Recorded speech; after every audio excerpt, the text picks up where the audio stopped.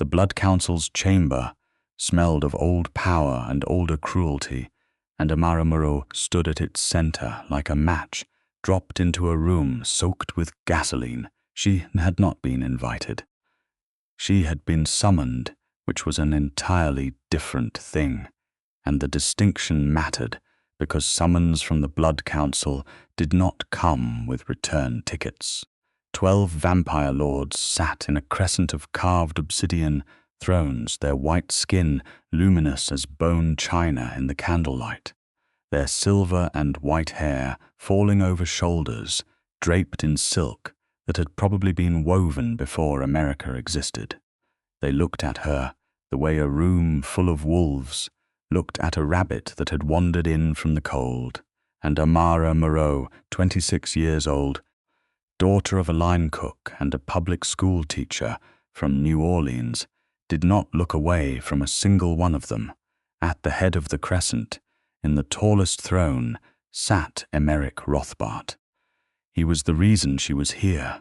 He was also the reason she was still breathing, though that particular calculation was about to shift dramatically. Lord Emeric Rothbart, sovereign of the Eastern Blood Territories, ancient beyond measure, terrifying beyond description, sat with the kind of stillness that only existed in things that had been dangerous for so long that danger had become restful. His hair was white as winter frost, falling past his jaw in severe lines. His skin was pale as alabaster, his eyes a deep and burning silver that caught light like the surface of a frozen lake. He wore a black coat that probably cost more than Amara's apartment building. He sat absolutely still, and he was looking at her with an expression that she had learned over the past 4 months meant he was approximately 3 seconds from doing something catastrophic. She met his gaze across the chamber and gave him the smallest shake of her head. "Do not," she said with her eyes. "Whatever you are about to do, do not." The eldest of the council, a creature named Waitress, who looked like a cathedral given flesh, rose from his throne. His voice, when it came, was like stone grinding against stone. Amara Moreau, human, unbound, common blood, no title, no treaty, no covenant with any house. He paused to let the contempt settle. "You stand before the Blood Council of the Old World because our sovereign has refused, for the 4th consecutive council cycle, to complete the blood covenant that would merge his line with House Valethorpe and consolidate the Eastern and Northern Territories into the most powerful vampiric alliance since the age of separation." Another pause. "He has refused. It has come to our considerable attention because of you." The word dropped like a stone into still water. "You." Amara did not flinch. She had been a waitress at the Midnight Bell for 3 years before any of this began, slinging craft cocktails to humans and the occasional vampire client who wandered in off the rain-slick streets of Chicago, looking for something that was neither entirely legal nor entirely supernatural. She had learned not to flinch when things got uncomfortable. It was a survival skill. She had used it on rude customers, on her landlord, on the man who had tried to rob the restaurant at 2 in the morning, and now she used it on a room full of immortal beings who considered her existence an administrative inconvenience. "I see," she said, and her voice came out steady. She was proud of that. Emeric rose from his throne. The entire council, 11 ancient lords of the night, went very still. When Emeric Rothbart stood, even they paid attention. He was tall, broad through the shoulders, and he moved with the kind of controlled power that made the air around him seem to vibrate at a different frequency. He was the most dangerous thing in a room full of dangerous things, and he knew it, and he wore that knowledge the way other men wore a good suit. "Waitress," he said, and his voice was quiet and absolutely final. "You will address her respectfully, or you will address her not at all, my lord. Those are your options." The silence that followed was the loudest thing Amara had ever heard. Vordanus sat down, slowly, without looking entirely happy about it, and that, Amara thought, watching Emeric Rothbart stand there in the candlelight of his underground court with his jaw set and his silver eyes burning, was the exact reason she had fallen in love with him, and the exact reason she was about to do something monumentally stupid. It had started, as most things in Amara's life started, with a broken coffee maker. 4 months ago, the Midnight Bell's ancient espresso machine had finally surrendered to time and neglect, and Amara had been elbow-deep in its internal mechanisms when the front door opened at midnight, and someone who was very clearly not a normal customer walked in out of the October rain. She had known immediately, the way anyone who worked in the hospitality industry near a vampire district learned to know, by the stillness of the walk and the quality of the silence that followed certain people like a personal atmosphere. She had extracted her arm from the espresso machine, wiped her hands on her apron, and looked up. Emeric Rothbart, though she had not known his name then, was standing in the entrance of the Midnight Bell, with rain on his shoulders, and what appeared to be a shallow but actively bleeding cut along the left side of his jaw. Given that vampires healed rapidly, a cut that was still bleeding on an ancient lord meant it had been made with something specifically designed to hurt them. He was looking around the bar with an expression that mixed regal displeasure with what Amara had learned to identify, in the years since her mother's illness, as someone who was managing extreme pain by not moving their face. "We are open," she said, because it was true, and because she was the only one there. "Sit anywhere. What can I get you?" He looked at her. Those silver eyes took a long, measuring inventory that should have been intimidating and mostly was, but Amara had been looked at by intimidating people before. She looked back. "A cloth," he said finally, "if you have one that you are comfortable allowing to be ruined." She had come around the bar with a clean white cloth and a glass of water, sat him down at the nearest table with the efficiency of someone who had navigated 1,000 difficult situations in small spaces, and cleaned the cut along his jaw with the kind of practical, unsentimental care that she gave to everything that needed doing. He had been very still while she worked, not with the nervous stillness of someone trying not to flinch, but with the extraordinary self-possession of a being who had been in a great deal of physical pain for a great deal of centuries, and had developed an aristocratic relationship with it. "Thank you," he said when she was finished. "You should have someone look at that properly. The silver they used, by the look of it, will slow the healing."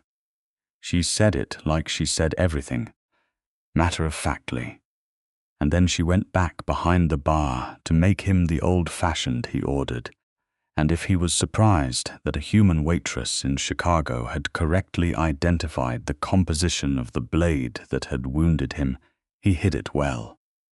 He came back the next night, and the night after that. By the end of the first week, she had learned his name from the credit card he used to pay, which she found privately amusing since she had assumed a lord of his standing operated exclusively in cash or blood debt.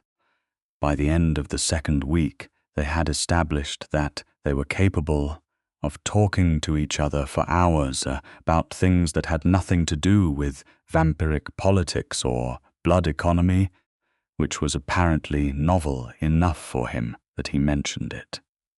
By the end of the third week, she had noticed that he always sat with his back to the wall and his eyes on the door, and she had started unconsciously doing the same thing, and they had both noticed this happening.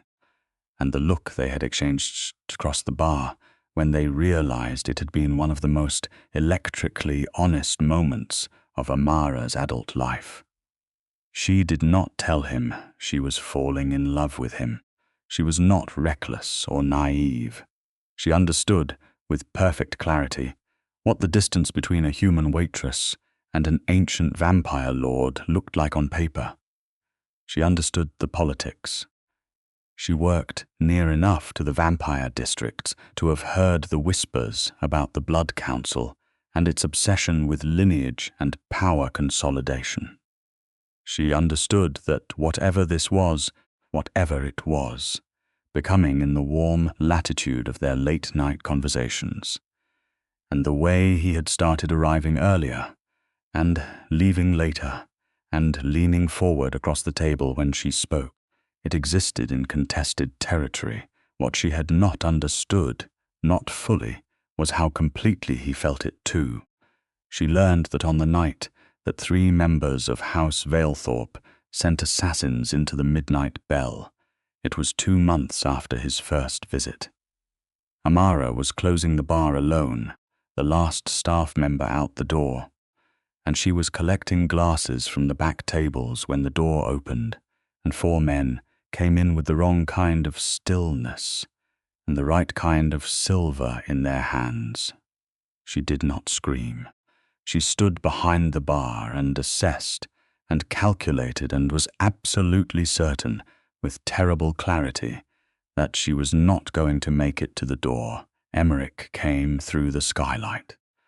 Not through the door, through the skylight, 3 floors above the street-level entrance of a basement bar, which should have been architecturally impossible and clearly was not, because he came through it like something out of a nightmare.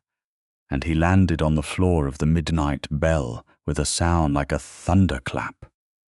And he was between Amara and the 4 assassins before any of them had drawn their next breath. The fight that followed was not long. It was not, from Amara's position behind the bar, entirely visible. What she could observe was the aftermath, which was 4 very still assassins arranged in various locations around the bar, and Emeric Rothbart, barely disheveled, turning to look at her with those silver eyes blazing with something that was quite human and not quite cold. "Are you hurt?" he said. "No." She looked at the mess. "Are you?" He seemed briefly thrown by this. "No." "How did you know?" she asked, because this was the most important question. He was quiet for a moment. "I have had men watching this street since the first week I came here. After the second visit, it became clear that my attendance could be tracked, and tracked visits create patterns, and patterns create vulnerabilities." He paused. "I should have told you." "You should have," she agreed. "Would it have scared me off? Would it have?" "No." She reached under the bar for the industrial cleaning supplies, because the mess was not going to clean itself. "Help me move them, please. And then I think we need to have an honest conversation." They had it, at one of the back tables, over the old-fashioned she made him and the glass of water she made herself, in the absolute quiet of 2 in the morning, with the bar cleaned and the city outside pressing its sounds against the windows. She told him that she was not frightened of what he was. She told him that she was not interested in pretending that whatever was happening between them was not happening. She told him that she understood the complications, and that she was an adult who was capable of making her own decisions about which complications were worth navigating. He listened to all of it with the focused intensity he gave to everything, and when she finished, he said, very quietly, "I have been alive for 700 years. I have not felt anything with the quality that I feel in this room." She had looked at him across that table in the low light, with the rain still going outside, and she had thought, with perfect clarity, that she was entirely done pretending otherwise. What she had not anticipated was how quickly the Blood Council would learn about it, or how violently it would complicate his political situation. The problem was the Vale Thorpe Covenant Emeric, as sovereign of the Eastern Territories, was bound by treaty to negotiate a lineage covenant with the Northern House. This was ancient law, blood law, written into the foundational charters of vampiric governance in Europe and carried to every territory the old houses occupied. It was not simply marriage in the human sense. It was a merging of bloodlines, of political power, of territorial authority. It required the sovereign to formally bond with a member of the Covenant House, a bond that was permanent in the way that only immortal things could be permanent. He could not complete that bond while his attention, his formal favor, his documented presence was connected to someone else. The Blood Council did not care that Amara was not formally bound to him. They cared about optics, about what his continued presence at a human woman's bar said about his intentions, about whether the most powerful vampire lord in the Eastern Hemisphere was going to allow a human waitress from New Orleans to derail a territorial alliance 4 centuries in the making. The Third Council summons had been a formal warning. Emeric had attended alone and returned without telling Amara the full content of the meeting, which she had deduced from the specific quality of his silence over the following 3 days, and the fact that he had arrived at the midnight bell on the 4th night, with the air of someone who had been conducting an internal battle of considerable ferocity. "Tell me," she had said, and he had, finally, told her everything. The blood law was specific. If the sovereign failed to complete the covenant by the next council cycle, which was 6 weeks away, the council had the authority under ancient charter to impose political sanctions on the Eastern Territories that would destabilize every alliance Emeric had spent decades building.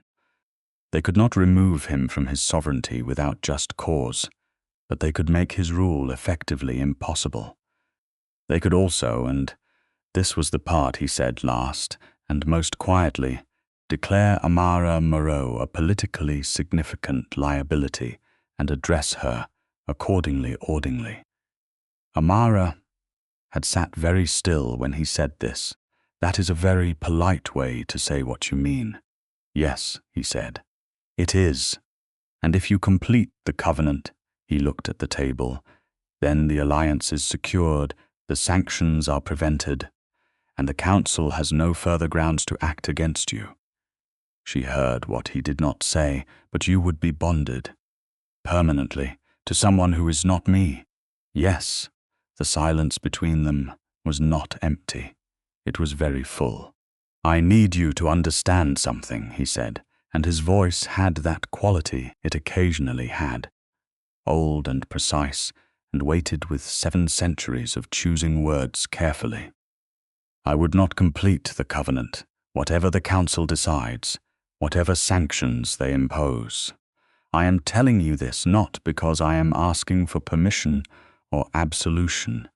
I am telling you because you deserve to know exactly where I stand." Amara had looked at him for a long moment, at the set of his jaw and the steadiness of his silver eyes, and she had felt something enormous and terrifying move through her chest. "And your territories," she said, "your people, the alliances, are my responsibility to manage. Emeric, Amara." They looked at each other. "This is not a decision I can let you make alone," she said. "It is not a decision that is yours to make," he said, gently and completely. She had disagreed with him. She had not said so yet, because she was still thinking, still calculating, still turning over in her mind the shape of the problem and whether there was a solution that the Blood Council had not bothered to consider because they had never imagined that she would think to look for one. She had 4 weeks, She used them, the Midnight Bell had, over its 3 years of operation near the Vampire District, accumulated a clientele that included several beings of significant supernatural standing who were not affiliated with the Blood Council. Amara had always been good at listening without appearing to listen, at remembering without appearing to remember, at building a kind of ambient trust with the people who sat at her bar by being exactly what she appeared to be: attentive, discreet, completely unimpressed by status, and genuinely interested in people as people. She called in every one of those accumulated relationships over 4 weeks. She learned about the blood law from a retired council advocate named Sylvester, who came in every Thursday and drank a single glass of aged reserve and talked about the old country with the exhausted affection of someone who had not seen it in 300 years. The blood law governing the Valethorpe Covenant had a specific provision, ancient enough to have been written before the consolidation of the Eastern and Northern Territories even existed as a political concept, that allowed for the covenant to be voided if the Northern House had acted in direct violation of blood law themselves. Violence against a sovereign's recognized persons was one such violation. The assassins, 4 months ago. House Valethorpe had sent them. Amara had known this since the night it happened. She had not said anything because Emeric clearly knew it too, and had his reasons for not pursuing formal censure through council channels. Reasons she had now come to understand were strategic rather than merciful. Formal censure required documented evidence, and documented evidence required a formal witness, and a formal witness in blood law had to be someone the council could not dismiss or discredit. A human waitress, presented as a council witness without formal status, would be dismissed in 30 seconds. A human formally recognized as a sovereign's protected witness, which was a specific legal designation in the ancient blood law that predated most of the political structures currently in use, could not be dismissed without the council itself violating its own foundational charter.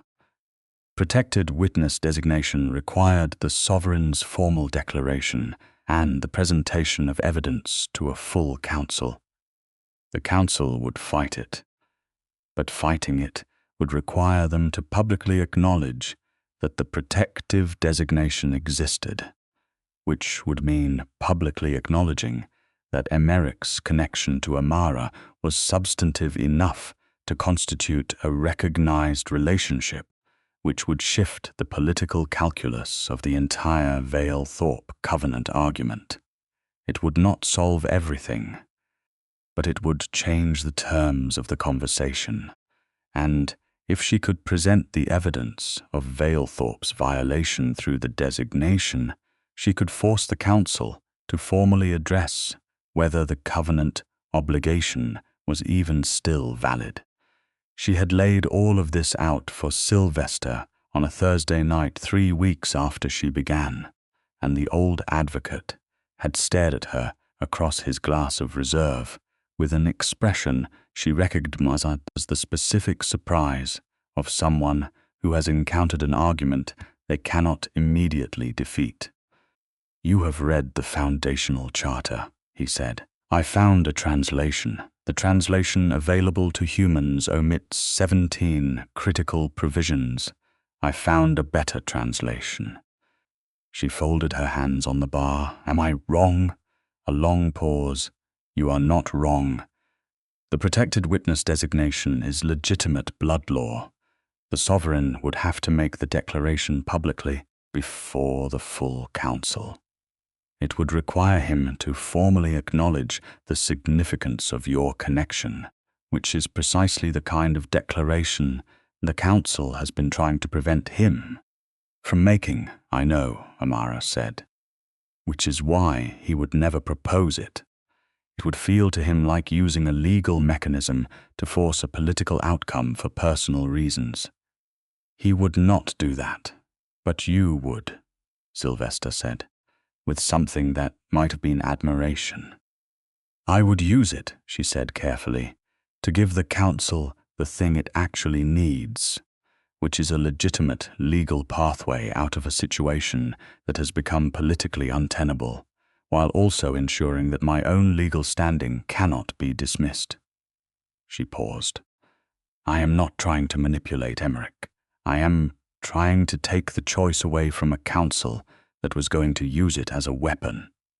Sylvester was quiet for a long time.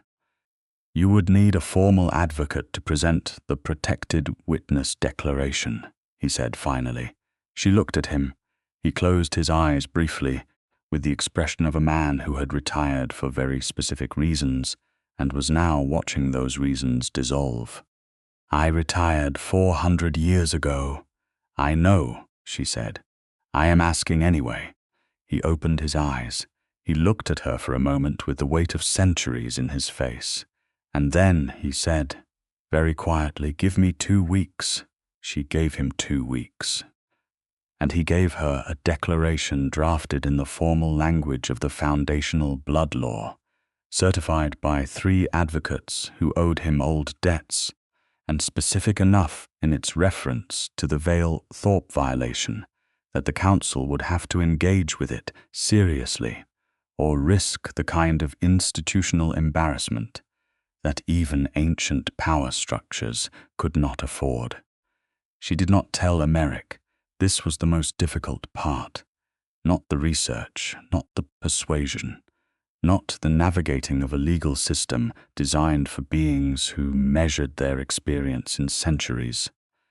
The hardest part was sitting across from him in the midnight bell.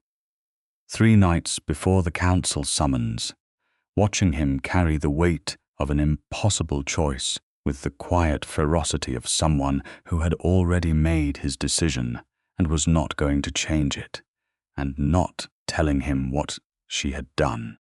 She said nothing, because he would have argued. He would have said it was her risks to take, and she was not going to take it, and she would have said she was an adult, and she had made her decision, and they would have gone around this loop for the remaining time they had, and she did not want that. She wanted to spend those 3 evenings exactly as they had spent every other evening, talking and being still together and occasionally looking at each other across the bar with the particular honesty of people who have run out of pretense. On the second to last night, he had reached across the table and taken her hand in his, and she had looked down at their hands together, his pale and cool against her warm brown skin, and felt something absolutely settle in her chest. Whatever happens, he said. Whatever happens, she agreed. They did not need to say the rest of it. It was already understood. Fully and completely the way things are understood between people who have chosen each other not because it is convenient but because it is true. And then the summons came, and Amara arrived at the council chamber with Sylvester at her side, and the declaration folded in the interior pocket of the jacket she had bought specifically for this occasion, and she walked into the most powerful room in the vampiric political world and stood in the center of it and did not flinch when Vordanus spoke. Now, with Emeric standing from his throne and the chamber vibrating with the force of his quiet authority, she gave him the smallest shake of her head. Do not yet. Trust me. He stopped. She saw the exact moment he chose to trust her, saw the calculation and the instinct and the commitment move across his face in 3 successive seconds, and then he was still watching her and turned back to the council. Lord Vordanus, she said, and the formal address silenced the chamber more effectively than a shout. I do not stand here as Emeric Rothbart's concern or his weakness. I stand here as a formal petitioner under Blood Law Article 14, Section 6. Protected Witness Declaration. I am asking that the Council receive this declaration and address its contents before proceeding with any demands upon the Sovereign. The silence that followed was extraordinary. Emeric, from his throne, went completely still. The stillness was different from before. It was the stillness of someone who had just heard something that had restructured the landscape of their understanding. Vordanus looked at her. A human cannot invoke blood law. A human cannot invoke blood law through standard channels, Sylvester said from her right, and the effect of his voice on the council was immediate and significant. Several lords straightened. Vordanus's expression shifted with the particular movement of someone who has just recognized a presence they had not anticipated. The protected witness designation exists outside standard channels. By specific provision of the Foundational Charter, my credentials are current, and I believe you will find the documentation in order. He presented it. A formal advocate's submission offered to a council representative, who took it with the expression of someone handling something unexpectedly hot. The council retreated to confer. Not physically, but in the way ancient beings conferred, in a murmur of voices and the shuffling of centuries of knowledge against the hard edge of documented law. Amara stood in the center of the chamber and breathed. Emeric descended from the dais.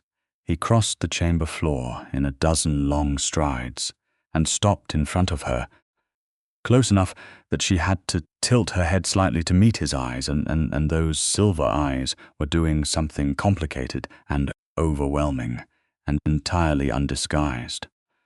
You researched the Foundational Charter, he said.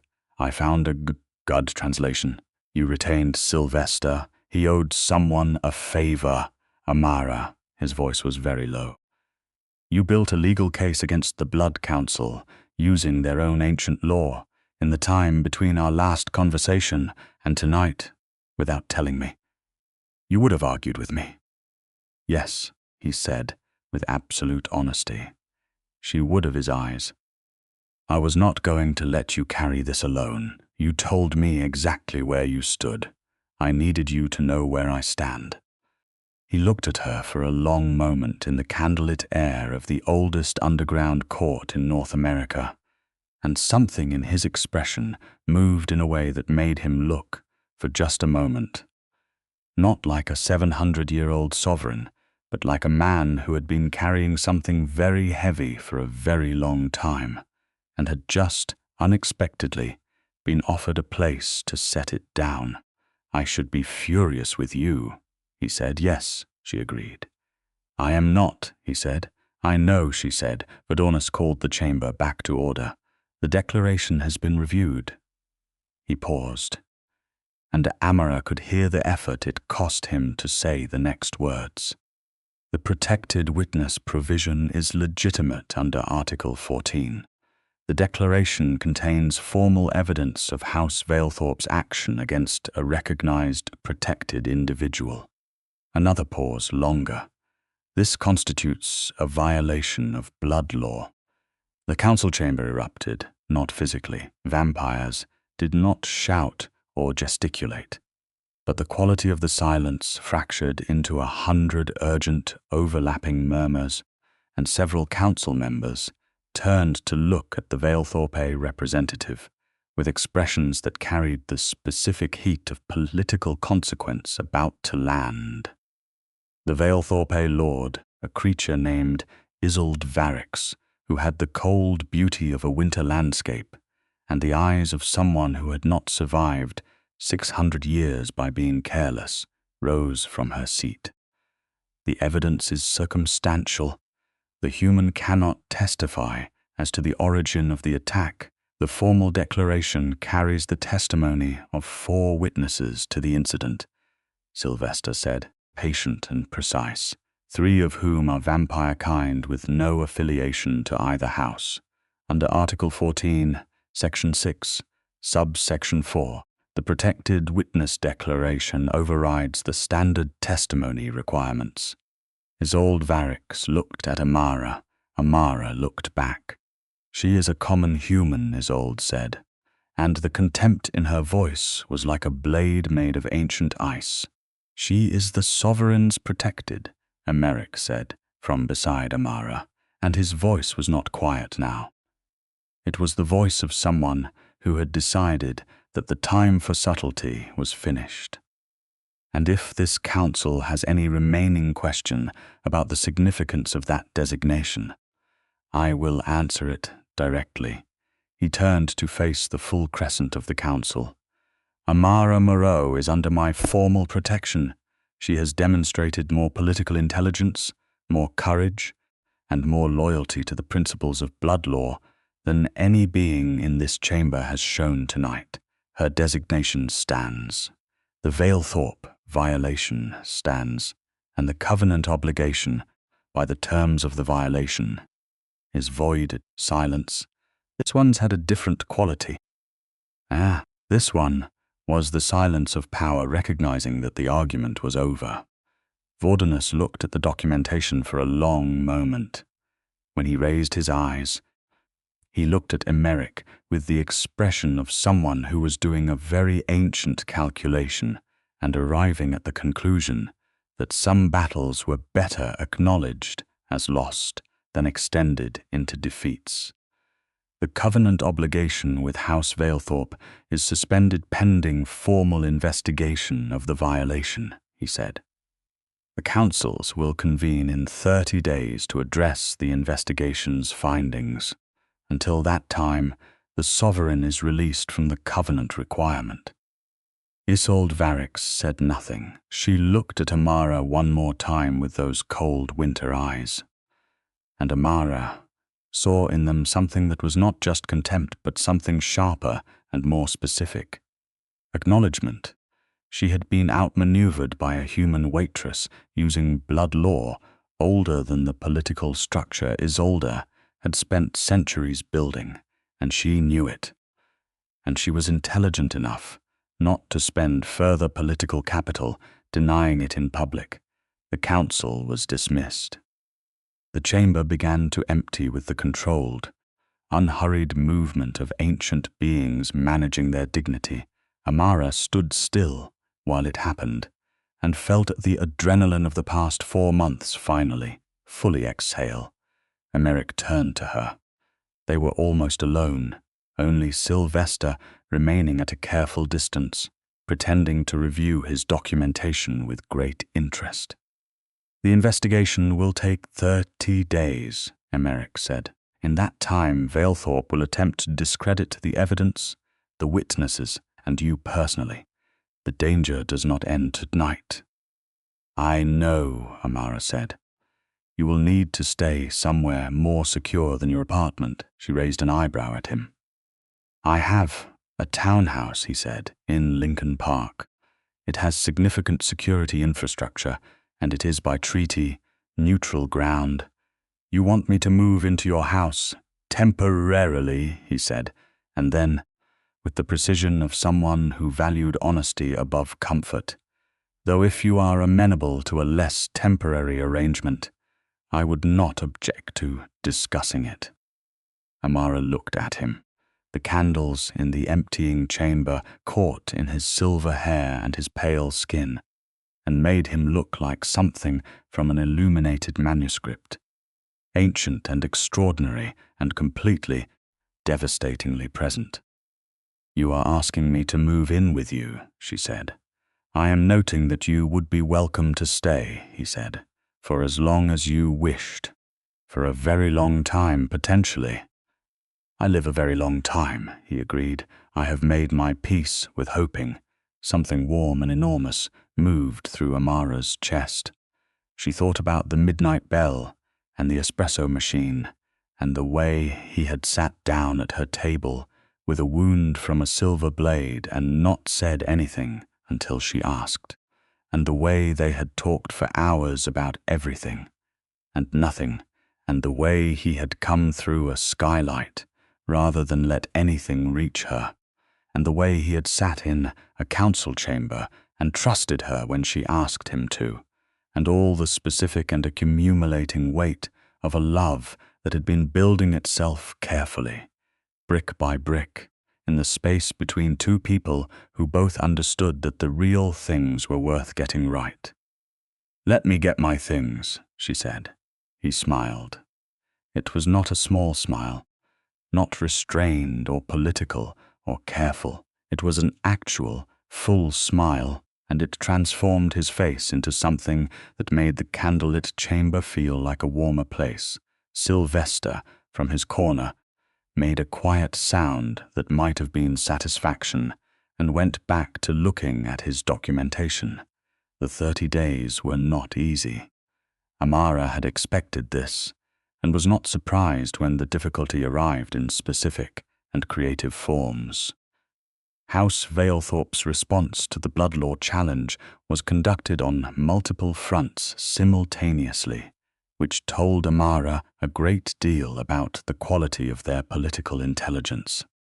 They could not attack the documentation directly, so they attacked the advocates, filing 3 separate challenges to Sylvester's credentials that required him to appear before the Council Review Board and defend 400 years of legal practice, which he did with such comprehensive and withering accuracy that the Council Review Board dismissed all 3 challenges within a week, and Sylvester returned to the midnight bell on a Thursday to note that he was feeling considerably more interested in practice than he had expected. They attempted to discredit the witness testimonies, which failed because Emeric had anticipated this, and the 3 vampire witnesses had given their accounts to a neutral third-party archivist before the council hearing, a precaution that made their testimonies structurally unassailable. And on the 18th day, Isolde Varix attempted something more direct. Amara was at Emeric's Lincoln Park townhouse, which was not quite as imposing as the phrase suggested, and was in fact a beautiful piece of late Victorian architecture that felt inside like a library that had decided to become a home.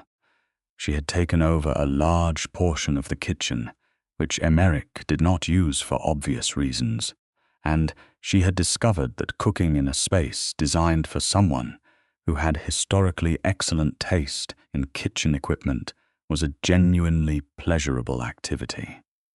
She had been making gumbo, the real kind, her father's recipe, when the townhouse's security system registered an intrusion on the east wall. She did not panic. She moved to the center of the kitchen, away from the windows, and sent the security notification to Emeric's phone in the method they had established. And then she picked up the cast iron pan from the stove, because it was what was in her hand, and it was heavy, and she was not going to stand around waiting. Emeric arrived in approximately 60 seconds. She was not certain how that was possible, given that he had been in his study on the 3rd floor. But she had stopped trying to map vampiric speed to architecture because it produced headaches. He came through the kitchen door, assessed the room, and then looked at her with the cast iron pan and stopped. "You were going to fight them with a cookware implement. It is very heavy cookware," she said. "This is why I love you," he said, simply and completely, and then he went to deal with the intrusion. He said it so naturally, so without preamble or calculation, that it took Amara a full 10 seconds to process what had happened. Then she set the pan down on the counter and stood in the middle of the kitchen that smelled of her father's gumbo recipe and felt the words settle into her like something finding its permanent address. The intruders were 3 Valethorpe operatives, who were subsequently taken into formal custody by Emeric's security staff and delivered to the council's enforcement division. Because Emeric's relationship with Bloodlaw was specific, he believed in it when it was applied correctly, and enforced it accordingly. This created an additional formal violation record for House Vailthorpe that substantially weakened their position in the ongoing investigation. When he came back to the kitchen, the gumbo was done, and Amara was at the table with 2 bowls, one for her and one empty chair across from her, and she looked up when he came in. "I need to say something to you," she said. He sat down across from her. "Yes, in the council chamber, you told me that whatever happens, yes, I need you to know that I understood what you meant." She folded her hands around her bowl. "And I need to say it clearly, not in a moment of crisis, not because something is about to happen, just plainly." She met his silver eyes across the table. "I love you. I have been in love with you for most of the past 4 months, and I have been very careful about saying it because I wanted to say it like this, without an emergency on either side." The silence that followed was not the silence of the council chamber, not heavy with political weight or ancient law. It was quiet and warm, and it smelled like her father's gumbo and Emeric Rothbart, who had lived for 700 years and conducted himself with absolute precision through every form of political and physical danger the world had produced in that time, looked at her across the kitchen table with something so unguarded in his face that it looked entirely new. "I told you I love you while discussing a home intrusion," he said. "Yes," she said. "You did? That was not how I had intended to say it. I know I liked it anyway." She paused. "Your gumbo is getting cold. It is the regular kind, not the kind you need, obviously." He looked at the empty bowl in front of him, and then at her with an expression that was both the most ancient and the most purely human thing she had ever seen on a face, and he laughed. A real laugh, quiet and deep and entirely unperformed, and it transformed the kitchen into the warmest room in the world.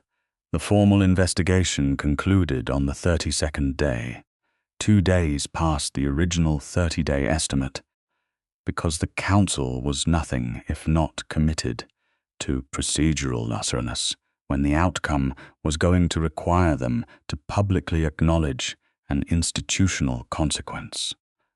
The findings were presented to the full council in the same underground chamber, and this time Amara stood in it with a different quality of presence, not the deliberate stillness of someone managing fear, the comfortable steadiness of someone who had already done the hard part and was waiting for the rest of the world to catch up. Vordanus presented the findings. House Vailthorpe had, in documented and formally verified fact, sent assassins to the Midnight Bell with the intent to eliminate a person under the informal protection of the sovereign. This constituted a blood law violation under 3 separate provisions. The Vailthorpe covenant obligation was permanently voided. House Vailthorpe was placed under formal censure and stripped of its Northern Territory privileges for a period of not less than 50 years. Isolde Varix was removed from her council seat, pending further review. The council chamber was very quiet when Vordanus finished. Amara thought about 4 months ago when she had been elbow-deep in a broken espresso machine, and none of this had existed yet. She thought about the specific arithmetic of 4 months against 700 years and felt no vertigo about it, only the calm certainty that time was what you made significant, and that the 4 months she had spent building something real with Emeric Rothbart had been among the most significant of her life. The council's recognition of the protected witness designation, Vordanus continued, with the air of someone completing a task they had not anticipated and could not comfortably avoid, carries its own implications for the sovereign's formal standing in relation to the designated individual. He paused. By blood law, a sovereign who has formally declared a protected witness is bound to uphold that designation as a recognized formal relationship. The designation cannot be rescinded without the council's agreement, and the council finds no basis for rescission. He looked at Emeric. Emeric looked back with an expression that was entirely neutral and entirely satisfied. The designation stands, Vordanus said, permanently. It was not technically what humans called marriage. It was something older and more specific and entirely its own thing within blood law, a formal recognition that bound Emeric's political house to Amara's safety and acknowledgement in every structure of vampiric society. It meant she had legal standing. It meant she had protection that the council itself could not legally circumvent. It meant that for the first time in the known history of vampiric governance, a human waitress from New Orleans was formally recognized as the sovereign's person. Amara thought about her mother, who had raised her to solve problems rather than be stopped by them. She thought about her father's gumbo recipe. She thought about Sylvester and his old reserve on Thursday evenings, and the way he had said I retired 400 years ago before agreeing to take the case anyway. She thought about all the small and accumulated things that had led to this specific moment in this specific chamber, and she felt a profound and quiet gratitude for all of it. After the council was dismissed, in the long corridor outside the chamber, Emeric walked beside her, and Sylvester walked a diplomatic distance behind, and the ancient stonework of the underground court passed overhead and gradually gave way to the stairs that led up to the streets of Chicago and the ordinary noise of a Tuesday night in November. At the top of the stairs, before they pushed through the door into the cold air, Emeric stopped. She stopped with him. "I want to say something clearly," he said. "Not in a moment of crisis. Not because something is about to happen." She recognized her own words from the kitchen table and felt her heart do something enormous and entirely undignified. "I have been alive for 7 centuries," he said. "I have seen empires build themselves and collapse. I have watched every form of power the world produces, and I have understood for a long time that power without meaning is simply endurance. I was enduring." He paused. "I am not enduring now." His silver eyes in the light from the door above were very steady. "I am entirely, completely with you. In whatever form that takes, and for however long you will allow it." Amara looked at him. She thought about the fact that he was immortal, and she was not, and that this particular asymmetry sat somewhat between them as a real and eventual thing. She knew it, he knew it, they had talked about it, carefully and honestly, in the way they talked about everything that was real. There were options within the ancient law that were not simple and not casual, and would require conversation and time and serious thought. She was not afraid of that. She was not afraid of any of it. "I am going to need you to be patient with me," she said. "I am human and I work in real time, and I am very good at solving problems, but I am not always good at letting people help me solve them."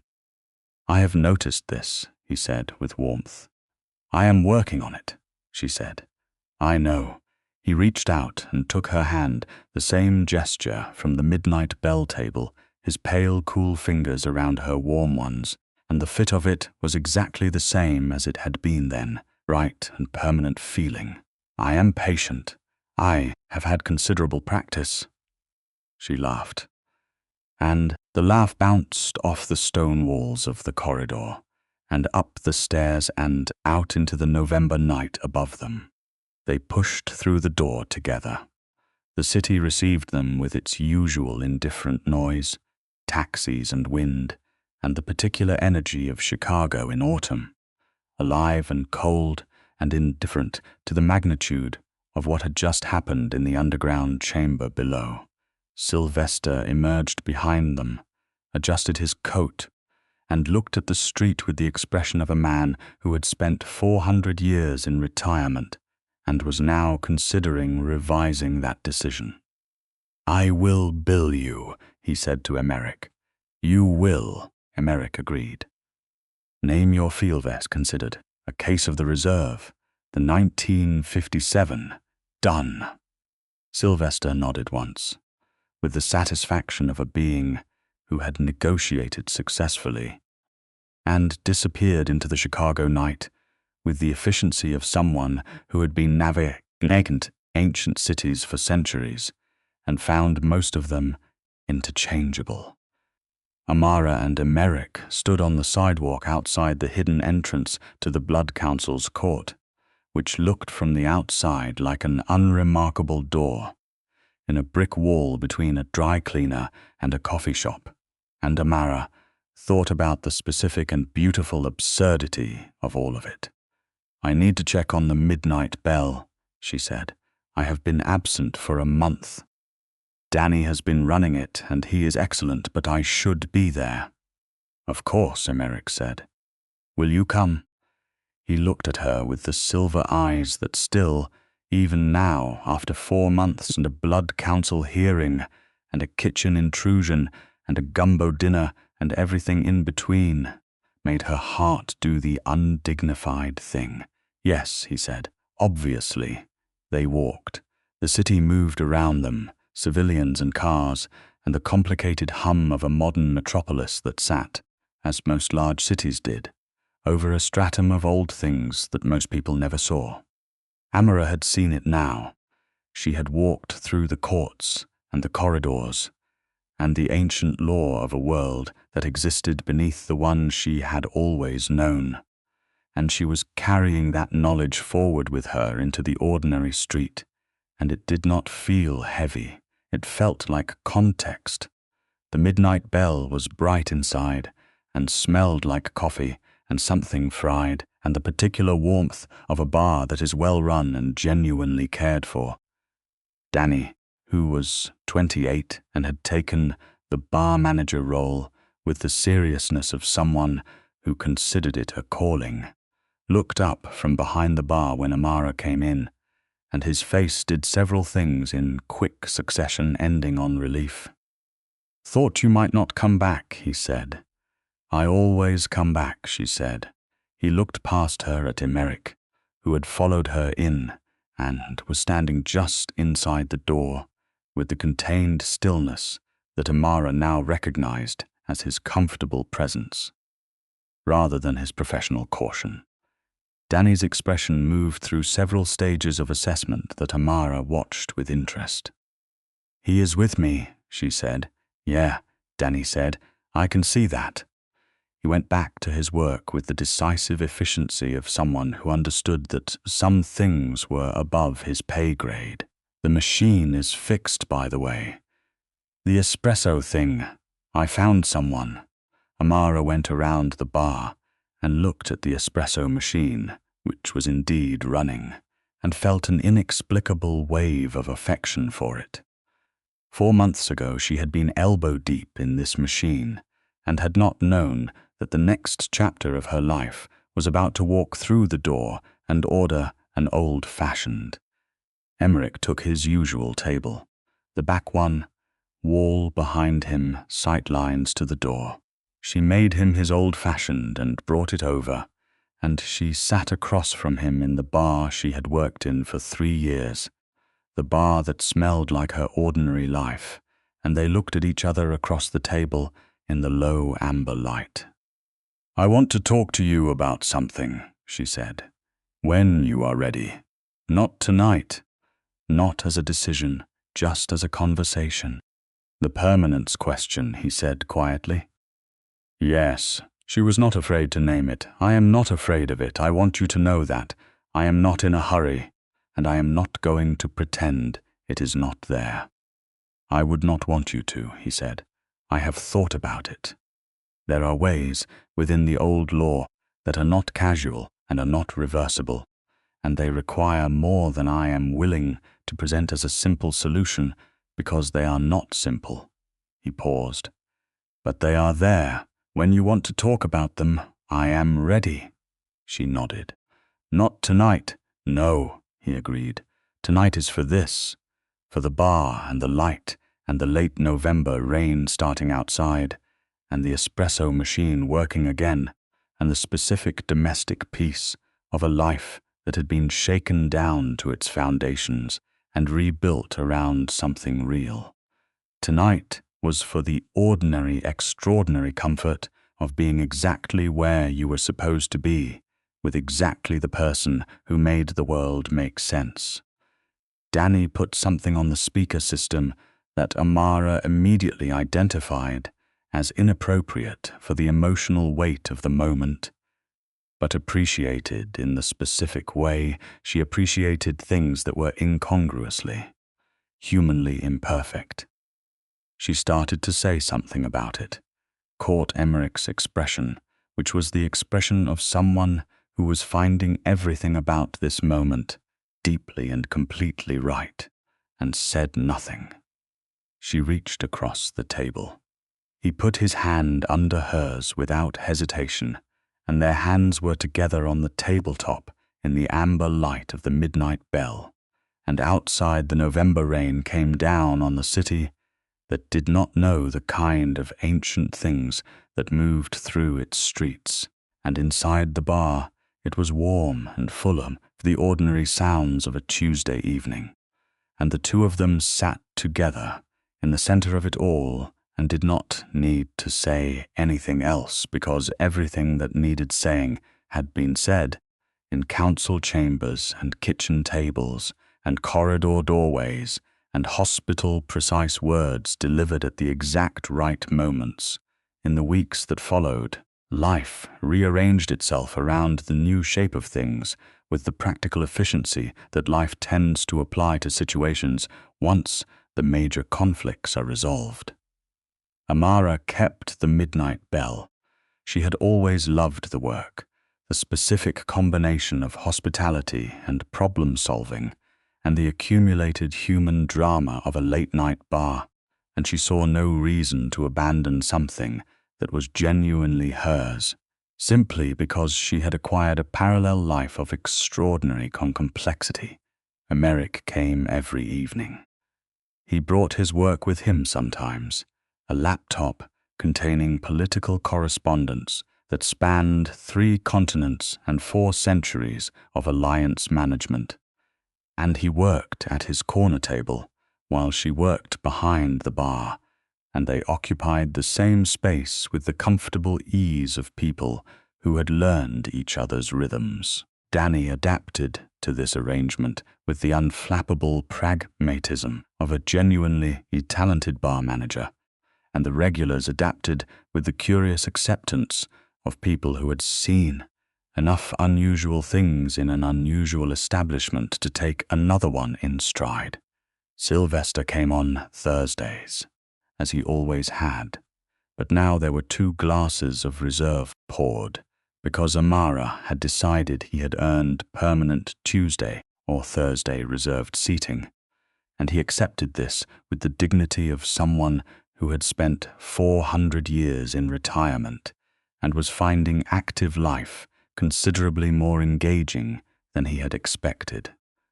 The Blood Council's investigation of House Vailthorpe was thorough and in the way of ancient institutions that had been embarrassed into action, comprehensive. Isolde Varix was formally removed from her council seat 8 weeks after the initial ruling and replaced by a Vailthorpe heir who arrived at his first council meeting with the very specific expression of someone who had spent the journey reviewing exactly what not to do. The censure held. The territorial privileges were formally suspended. House Vailthorpe, in the political calculation of the vampiric world, receded from its position as a primary power player, which created a set of downstream ripples in the alliance networks that Emeric managed with the practiced efficiency of someone who had navigated political consequences for 7 centuries. The conversation about permanence happened on a February evening on the roof of the Lincoln Park townhouse, which had a garden that was resting under a thin layer of snow and a view of the lake that made the city look like something from another time entirely. Emeric had brought blankets, which was a gesture that she found endearing because he did not need them and had acquired them entirely for her comfort, and they sat together under the winter sky, and he explained, in careful and complete detail, everything the ancient law offered in the way of possibilities. There was a blood covenant, different from the political Vailthorpe kind, which was a formal binding of one's life force to another's in a way that extended the human lifespan, substantially, not to immortality, but to something measured in centuries rather than decades. It was permanent and irreversible, and it required absolute willing consent from both parties, and it changed the human's experience of the world in ways that were significant and not entirely predictable, and required a period of genuine and careful adjustment. It was, Emeric said, not something he was proposing. It was something he was explaining, because she deserved the complete information, and the decision was entirely hers, and there was no urgency and no pressure, and none would ever come from him. Amara listened to all of it, with the complete attention she gave to everything that mattered. She asked questions precise and specific, and he answered them with equal precision. And they talked for 2 hours about the reality and the implications and the shape of what a life together actually looked like across the specific asymmetry of their natures.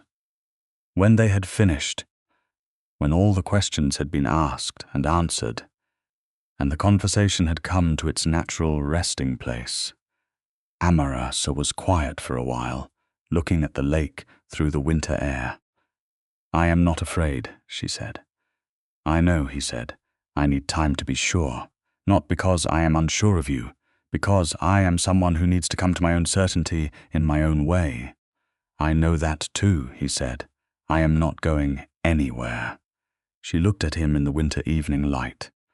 All that white hair and pale skin, and those silver eyes that had been watching the world for 7 centuries and were looking at her now with a patience and a tenderness that she had come to understand as the fullest and most honest expression of who he actually was, under the regal authority and the ancient power and the weight of 700 years of consequence.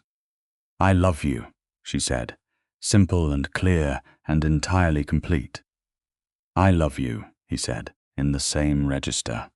Just as completely, the snow on the rooftop garden was very quiet, and the lake was very still, and the city pressed its warm amber light against the winter dark, and Amara Moreau and Emeric Rothbart sat together on the roof of a Victorian townhouse in Lincoln Park, wrapped in blankets that only one of them needed, and were entirely, completely at peace. Spring came. The garden on the rooftop came back to life with the specific determination of growing things, and Amara found herself tending to it on the mornings she spent at the townhouse, which were most mornings now, while Emeric managed his correspondence in the room below that had the west-facing windows, because the east-facing light was inadvisable. She had made her decision sometime in March, though she did not mark the exact moment, because it was not a moment. It was an accumulation, the way all real decisions were. The accumulation of mornings in the garden and evenings at the bar and conversations that moved between the ancient and the immediate, and the deeply personal and the tenderly ordinary. The accumulation of feeling every day like the truest version of herself in a specific person's company. She told him on a Thursday evening in April at the midnight bell at the table with the wall behind it and the sight lines to the door. Sylvester was at the bar with his glass of reserve, diplomatically absorbed in a conversation with Danny about the merits of different aging processes. She said it simply, the way she had learned to say the things that mattered. She was certain. She was ready. She understood what it meant. She wanted it. Emeric looked at her across the table for a long moment, with an expression that moved through several registers, all of them honest and all of them enormous, and then he said very quietly, "Are you absolutely sure?" "I am absolutely sure," she said. The process that followed was neither rushed nor casual. It was conducted with the same care and precision with which they conducted everything that was real and significant between them. There were preparations and conversations, and a formal witness required under the ancient law, a role Sylvester filled with the expression of someone who had not expected to be moved and was discovering that he was. Afterward, in the spring-warm night outside the townhouse, Amara stood in the garden that smelled of new things growing and felt the world at a slightly different frequency than she had before, cleaner and deeper and more present, the way things sometimes feel in the first moments of a new and irrevocable truth. Emeric stood beside her. He was watching her with the focused attention he gave to things that mattered, which was everything but her most of all. "Are you well?" he said. "I am very well," she said. "You will tell me if anything feels wrong. You will be the first to know," she said. He took her hand. She leaned into him slightly, into the cool solidity of him, and felt the way the evening held them both. 700 years, she said, not for any particular reason, just because the number was extraordinary and she was thinking about it. "And you," he said, "now as part of the count," she smiled. "How many more?" He thought about it, with the seriousness he gave to real questions. "Several centuries at minimum. If we are careful, we will not always be careful," she said. "We will certainly end up back in front of the Blood Council at least once more, undoubtedly," he agreed. "And you will stand up from your throne and say something magnificent and terrifying. And you," he said, "will shake your head at me and then produce some piece of ancient legal scholarship that completely restructures the terms of the conflict. It works well," she said. "It works perfectly," he said. The garden was very quiet. The city moved around them, the endless complicated hum of it, and beneath the city the ancient courts continued their ancient business, and the Blood Council sat in its obsidian chamber, navigating the consequences of its own decisions, and the midnight bell was warm and well lit 3 miles away, with Danny the bar and Sylvester's regular seat with its glass of reserve, and all of it was exactly as it should be. Amara Moreau, who had been a waitress from New Orleans, with her father's gumbo recipe and her mother's problem-solving mind and an extraordinary capacity for walking into the hardest rooms and not flinching, stood in a rooftop garden in Chicago in the spring with the person she loved and thought about everything that had made this moment, every specific and ordinary thing,